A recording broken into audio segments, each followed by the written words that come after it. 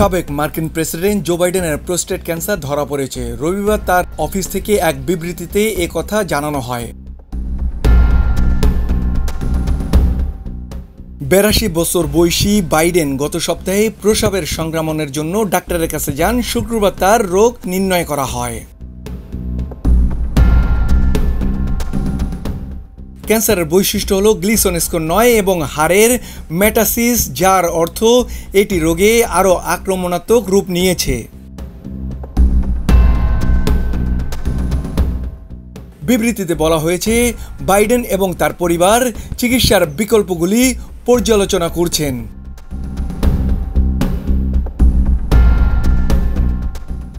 সাবেক প্রেসিডেন্টের অফিস আরও জানিয়েছে যে ক্যান্সার হরমোন সংবেদনশীল।